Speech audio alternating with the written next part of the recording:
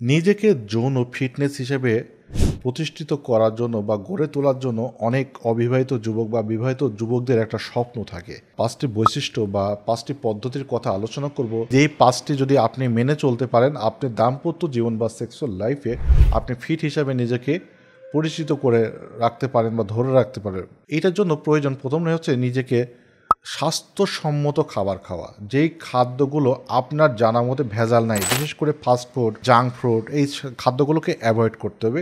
প্রচুর পরিমাণে টাটকা শাক সবজি ভেজিটেবল খেতে হবে, নদীর মাছ সামুদ্রিক মাছ খেতে হবে।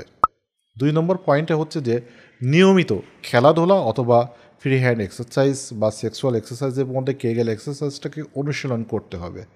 যদি আপনি বিবাহিত হন, আপনাকে প্রোটিন সমৃদ্ধ যেই ডিম, দুধ, বাদাম এই জাতীয় খাদ্যগুলো খাদ্য তালিকায় অবশ্যই রাখতে হবে এবং চেষ্টা করতে হবে যে স্বামী স্ত্রীর মধ্যে রেগুলার সহবাস করার জন্য চেষ্টা করতে হবে, অ্যাভয়েড করা যাবে না। ধূমপান যদি করা থাকে বা আদার্স জন্য কোনো নেশা থাকে, সেটাকে অবশ্যই অ্যাভয়েড করতে হবে। 5 নম্বর পয়েন্ট হচ্ছে রাত জেগে কোনো কিছু ব্যবহার করছে, নেট বা মোবাইল, আপনাকে অতিরিক্ত রাত জাগা যাবে না। কারণ রাত অতিরিক্ত জাগলে আপনার বডিতে যে টেস্টোস্টেরন হরমোনটা তৈরি হচ্ছে, সেটা উৎপাদন করতে গেলে একটু ব্যাঘাত ঘটবে। ফলে ঠিক মতন যদি উৎপাদিত না হয়, আপনার ভিতরে ধীরে ধীরে যৌন অনীহা বা যেটাকে আমরা মেডিকেলের ভাষায় বলি লো লিবিডো, আপনার আগ্রহটা কিন্তু অনেকটা কমে যাবে। এই জন্য আপনাকে সময় মতন ঘুমিয়ে পড়তে হবে। তার মানে আমরা যদি শর্টকাটে বলি, তাহলে আপনাকে খাদ্য তালিকা, আপনার লাইফস্টাইল মডিফিকেশন এবং এক্সারসাইজ, এই 3টা জিনিসের সমন্বয়ে আপনার লাইফস্টাইলটাকে যদি মেনটেন করতে পারেন, তাহলে আপনাকে দাম্পত্য জীবনে সুন্দর হবেন। এবং সর্বশেষ পয়েন্টে আমি উল্লেখ করতে চাচ্ছি সেক্সুয়াল নলেজ। আমরা জানি যে নলেজ ইজ পাওয়ার। প্রত্যেকটা নলেজ যদি আপনার সঠিক মাত্রায় থাকে, লিঙ্গের সাইজ নিয়ে সমস্যা হতে পারে, নারীদের যৌনাঙ্গের বিভিন্ন পরিচয়, ক্লাইটোরিস, জি স্পট, সহবাসের আসন ইত্যাদি ইত্যাদি যে নলেজ, স্বামী স্ত্রী উভয়ের যদি সঠিক যদি জ্ঞানটা থাকে, তাহলে অনেকগুলো প্রবলেম, ছোটোখাটো প্রবলেম, সেটাকে আপনি ওভারকাম করতে পারবেন।